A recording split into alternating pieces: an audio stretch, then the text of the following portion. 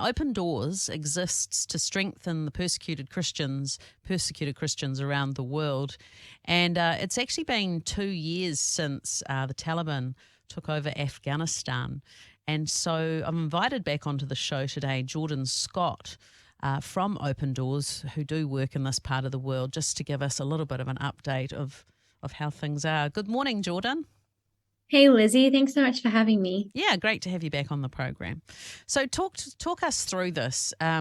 What's the reality of life and, the dangers for Christians who are in this part of the world in Afghanistan? Yeah, so after the Taliban took over government control it was the 15th of August, 2021, so just gone 2 years, most Christians tried to leave the country or they went into hiding. So almost all Afghan Christians are converts from Islam. They're not able to practice their faith openly. It's completely illegal Wow. to convert to Christianity under Afghan law. And leaving Islam is considered shameful, and it's actually punishable by death. So if exposed Christian converts have to leave the country, or the family or the clan around them will kill them to preserve their honor. So any Christians currently living in Afghanistan, and we're not sure of the exact number, but any that are still there are living in extreme hiding, and would be practicing their faith very secretively. Yeah. Wow. I mean, that just makes you stop and think for a moment, doesn't it? That to have, like what we take for granted, having our faith. Here we are talking on a Christian radio station across the nation. There's nothing covert or hidden about this, right? We can just be really obvious about our faith. I have to say, they must have had some conversion experience, right? Like their lives must have just been totally hit with the reality of Jesus to convert from the religion that they've brought up with to know that it's punishable by death, Jordan. Absolutely. One of the craziest things is that any Christian who's still living in Afghanistan has chosen to remain. They know the price. Anyone who converts to Christianity now knows the price. They know the price, but they think it's worth it. And that's super challenging for me as well, just considering this. And just, I remember how devastating the scenes were from Afghanistan 2 years ago, just watching the news in horror as people drop from planes. And it's just absolutely devastating, just that desperation to get out. But then there were some Christians, who've just said this is the price that we pay for following Jesus, and we want to continue to be a salt and light in this nation, which is really admirable. That is something else. So how are you guys at Open Doors partnering and supporting Christians in these sort of places? We've been really involved in supporting Afghan refugees who have left Afghanistan and are in surrounding Central Asian nations. I was actually just reading this morning about the just dire situation for Afghan refugees living in Central Asia. They've sold everything that they own to come to Central Asia, but life is incredibly difficult for them as refugees. They can't get a permit to work, so they can't earn an income, but they still have to renew their refugee status every year, which costs money. Wow. And on top of that, they have to pay rent for the place that they're paying.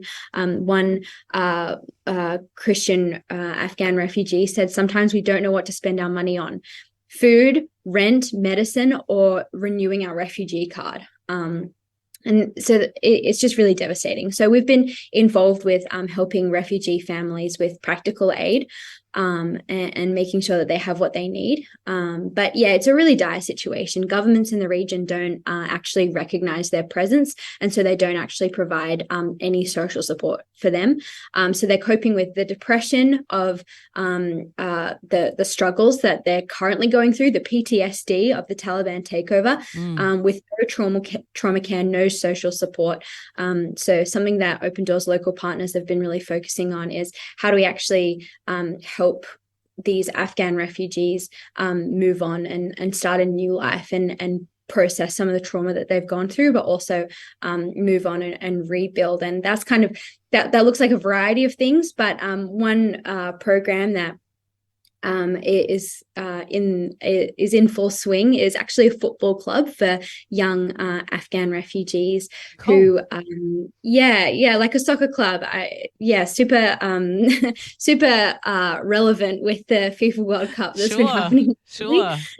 Yeah, but for young men and young women, especially those who have, high rates of depression and suicidal thoughts and PTSD, the football club's just a way to bring them together, to come together to enjoy their time and just be kids again and learn a new skill and get some exercise. And through that, we've been able to network with some families who, may have never otherwise come in touch with Open Doors local partners and get to know them and find out their needs and be able to support the whole family. So it's kind of fun, but also really practical aid that's happening on the ground for Central Asia and for refugees that are living in Central Asia. Yeah, that's really wonderful and really practical.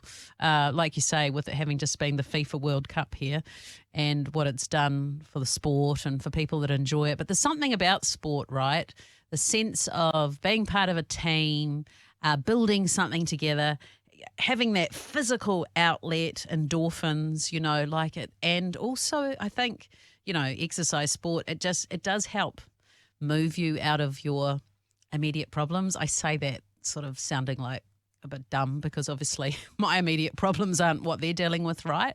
But it's actually something that's so positive. Yeah, absolutely. It's amazing. It's so true. Yeah. I mean, I think we can all relate to it. And it's just cool to see something as simple as that actually makes such a huge difference for young people, especially young Afghan refugee young women who, their struggle to even be seen and to be considered as valuable, even to be able to play sport. Now in Central Asia, they're able to play sport with the boys and have a great time. And with the Women's World Cup, I think it's really fitting to be able to celebrate the strides that are happening for young Afghan refugee women outside of Afghanistan. But the situation for women within Afghanistan still remains incredibly dire. So definitely something to be praying for. Yeah. So I mean, we hear this, but just give us a little bit more detail into how it is for a young or any Afghan woman living in Afghanistan. Yeah, absolutely. It's pretty tragic. So the Human Rights Watch reported that Taliban authorities have tightened their extreme restrictions on the rights of women and girls and on the media since taking control of Afghanistan. So over the past 2 years, Taliban authorities have basically denied women and girls the rights to an education, to work, to movement, and to gathering. So they've imposed extensive censorship over the media and access to information.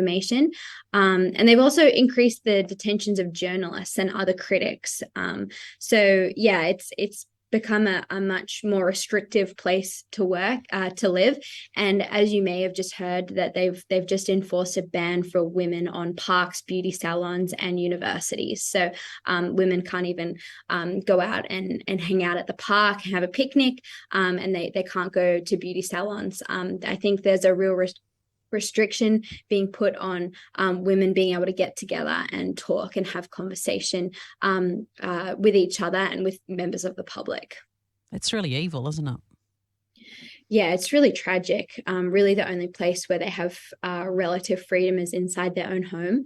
But with the levels of forced marriages and things that are happening right now, and there's no protection for women even inside their own home. So the situation for women and young girls in Afghanistan is very dire. Yeah.